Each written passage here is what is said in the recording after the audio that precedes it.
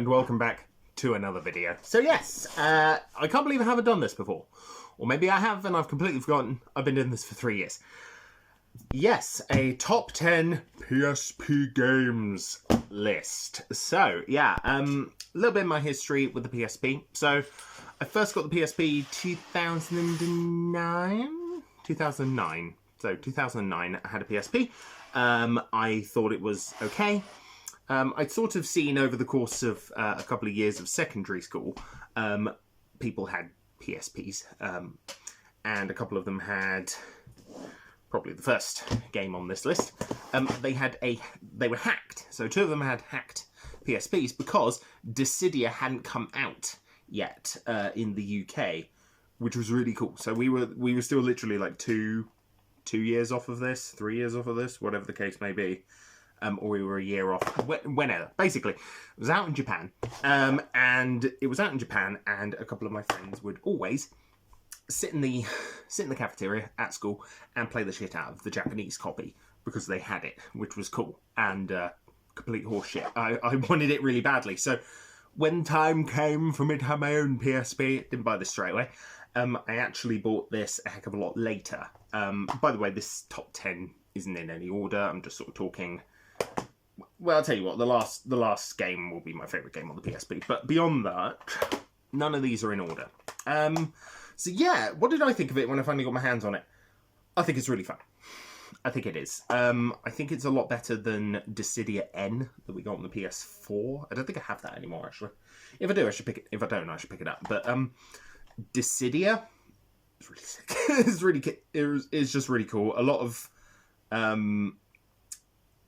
just a lot of old characters from Final Fantasy at the time, sort of drawn into a mass fighting game. So you've got Cloud in there, others. Not a big Final Fantasy guy. In fact, the only games I actually like are Dissidia. They then, rather nicely, followed that up with a sequel called Dissidia 012 or Duodecim Final Fantasy. So yes, they followed it up with a sequel a few years later, which is very cool. Added a lot more to it, which was good. Actually added characters from 13, which was unique. I think it added more characters than that as well. But in general, very cool. It's unfortunate that this series sort of died.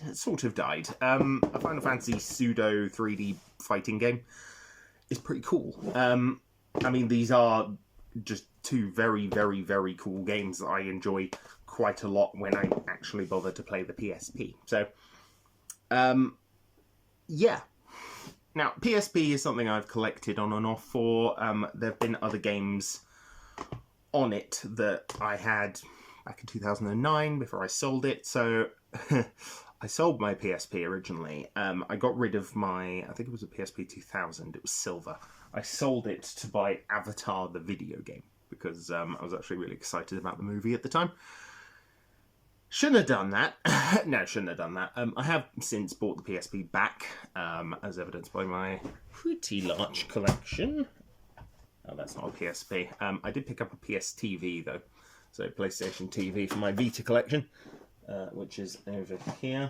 So, I have sort of kept up with PlayStation's attempts at handhelds, but in general, PSP is something I'm still sort of getting back into, and one of the first games I had to pick up for this again was Warhammer 40k Squad Command. Now, I have this on DS.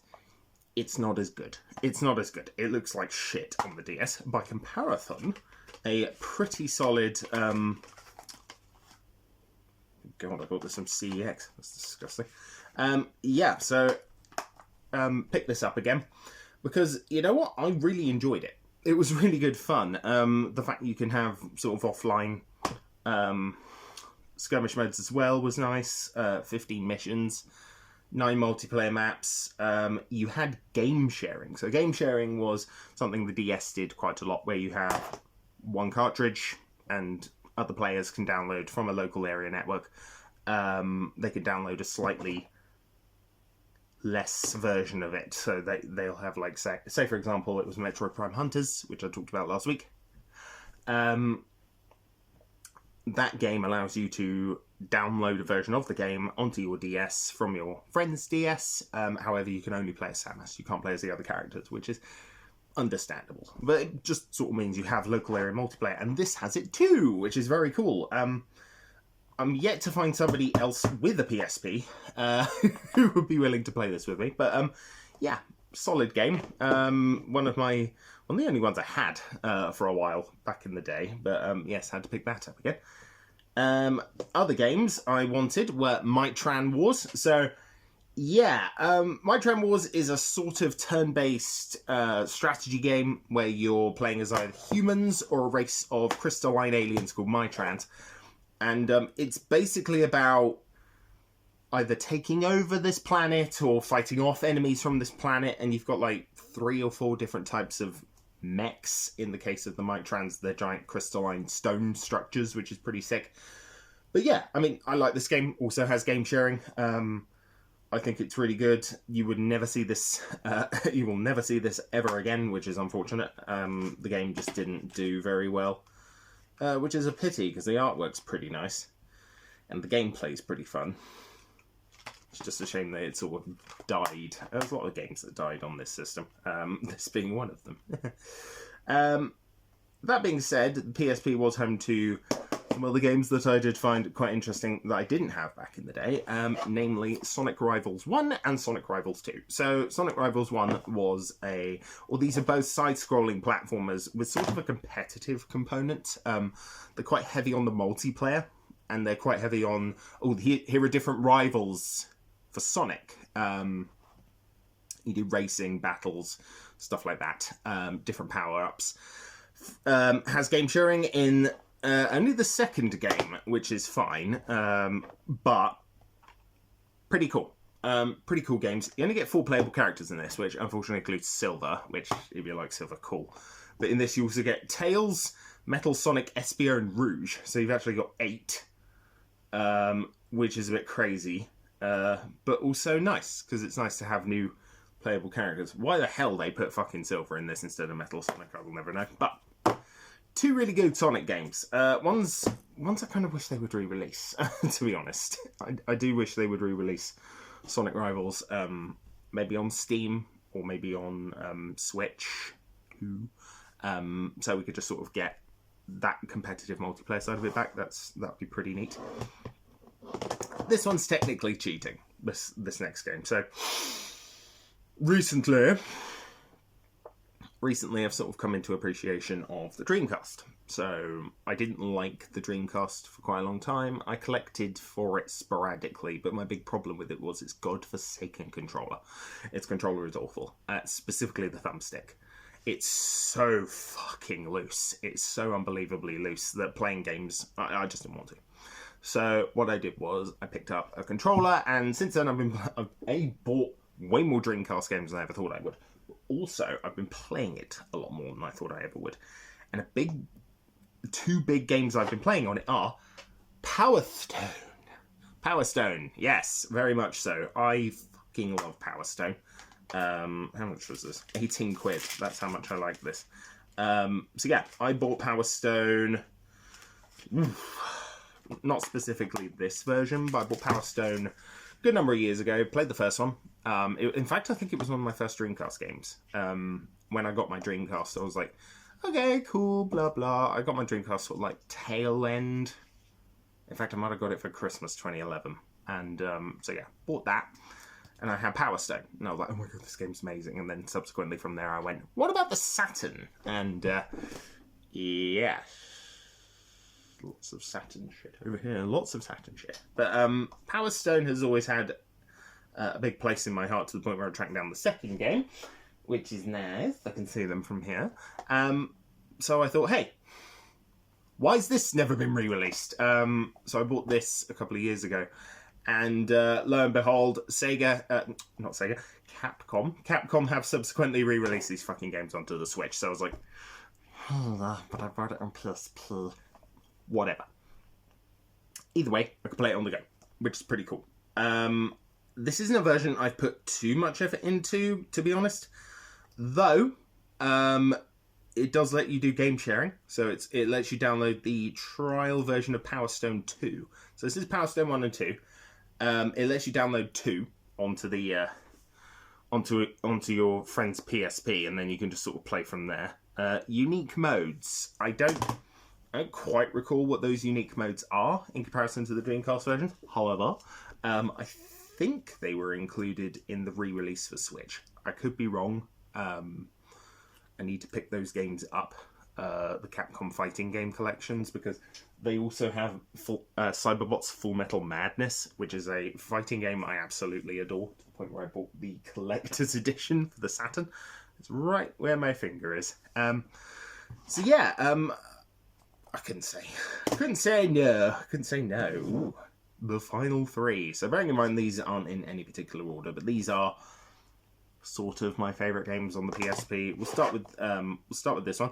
Resistance Retribution. Yeah, I love Resistance. I do. I love the concept of a alternate. Is there a sticker in there? Get out. There's an old sticker as well. Gross. But yes, I quite like this game. For a first-person shooter on the on the PSP, it works surprisingly well. Or third-person shooter, third-person shooter. For a third-person shooter on there, it works surprisingly well, which is surprising because what was it called? Destroy Humans, Path of the Furon. That was supposed to have or was it Big Willy Unleashed? It was on the two. It was supposed to have a port to the PSP, and they just couldn't get it to work. They were like, we can't get it to work. We just can't. Fuck it. Can't get it to work. Fuck it. We'll just release Big Willy Unleashed on the Wii. But for a third-person shooter, yeah, it works really well. I like the sort of side story where you're part of a pseudo-French resistance up against the Chimera, who are a bunch of aliens who crash-landed in Russia, subsequently started infecting Russia, turned them into a giant hive mind army of weird cybernetic leech people who then shoot steam out their back because their bodies overheat too quickly, which is kind of a massive evolutionary design disadvantage, but whatever. Yeah, I mean, I think the big thing for me with this is twofold. Number one, it's a game that lets you very vicariously do two different things. So, number one, through some weird pseudo magic, you can use a PS3 controller to play the game, which is very cool in and of itself. But also, if you hook this up to the PS3, it activates something called Infected Mode. So in Infected Mode, you get like new weapons, abilities, there's new storyline stuff, and your PSP becomes infected for the duration of its while it's on, essentially, while you've turned it on after connecting it to the PS3, which is sick as shit. However, this is not the best way to play Resistance Retribution anymore. The best way is the PS5. Yeah. I wish this is something they would do more of, rather than just tying it behind PlayStation Plus, but they re-released this in full for free on the PS5. So I was like, okay, downloaded it and I'll be playing the crap out of it. It's really, really, really good. However, not my favourite game. Not my favourite game. Not there yet. We'll get to it because it's great. But, number 2. Yep, Fat Princess Fistful of Cake. I actually had Fat Princess on the PS3, which was a lot of fun. I really, really liked it. And I was like, this doesn't have a physical release, and that bugs me massively. Yep, Fistful of Cake is awesome. It is so much fun. Even now, even like playing offline, but this does have like wireless. So if you can get like 8 up to, I don't know, some sort of tournament where you have like 8 people in a room and they all have this, go to town. It's so much fun. Basically, you've got 2 teams, red versus blue, and in that you've got 2 princesses. You have to feed the princess cake so she gets fatter and fatter and fatter, which makes it very difficult for the opposing team to capture her and take her back to their castle. By contrast, you also have to do the same with the princess of the opposing side. And you know what? It's so fun. It's stupid fun. It was stupid fun on PS3. It's stupid fun on the PSP. It's a game I wish they would bring back. Sony have so many franchises up their asses that they're just not using. Like Ape Escape, they're not using. What else are they not using? Ratchet and Clank. They're not using Jak and Daxter. They're not using, like, SOCOM. There's no more SOCOM games. No Killzone games. No fucking anything. There's nothing. There's no Resistance. We didn't even get... We got one Resistance game on a pseudo last-gen system, which was Burning Skies, and Burning Skies is fine. But there's no fourth game, which sucks. It just sort of died. Which is a pity because I really like those games. Ratchet and Clank had so many games on its bloody console. There's no new Starhawk. I wouldn't mind it if they brought back PlayStation's All-Star Battle Royale. Okay, maybe I would mind that. But still, hell, Fat Princess was in it. Just bring it back. Bring it back, Sony. Do me a favour. The final game. So, fun fact, this is the first video game to win the Video Game Award for screenwriting from the Screenwriters Guild of America, I think. It also has John C. McGinley in it, voicing the main character, and that is Deadhead Fred. I love this game. I do. It's so much fun. It's hard.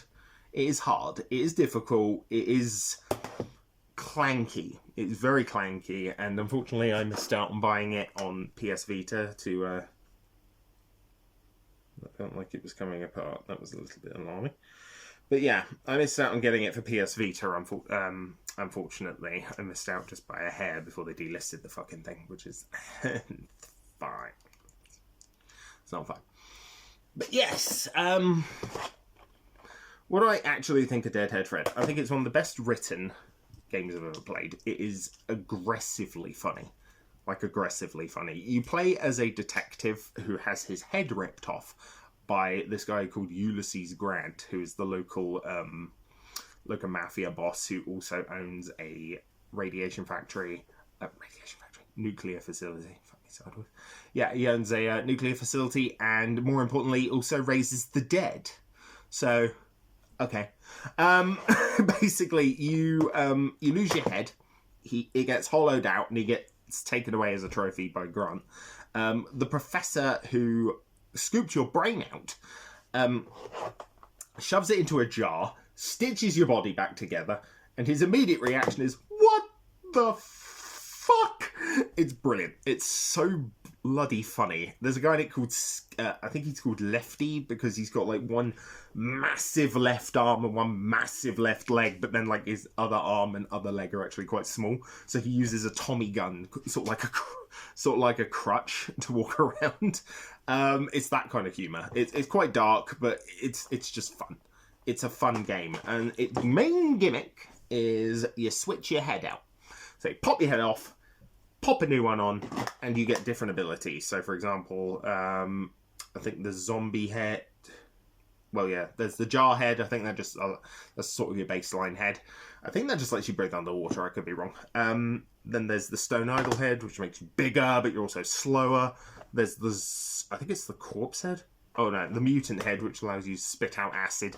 You know, they all do different things, and they all sort of change Fred's gait as he moves through the game. Like, if you're the stone one, there's a lot of, like, arm action, because really top heavy. If you're the corpse head, you're just running around like this. And then, obviously, with his normal head, he just runs like a normal guy. But there's a lot of attention to detail in here. It's blisteringly funny. It's one game I wish would make a comeback, even in some capacity. Even if it was, oh yeah, you know, we're going to re-release it on Steam or whatever, I'd play it. I'm not even joking. I'd play the shit out of Deadhead Fred. So yeah, that's my top 10. It's my top 10 PSP games. Now, as per usual, there are a lot of games on here that nobody's going to look at and go, okay, yeah, oh yeah, that's expected. Now, Dissidia, fine. Resistance Retribution, maybe. Fistful of Cake, maybe. Deadhead Fred, Probably not. Power Stone collection? Probably not. Yeah. As per usual, my top 10 are the weird ones. So yes, thank you for joining me. It's been a pleasure. I'll see you next time.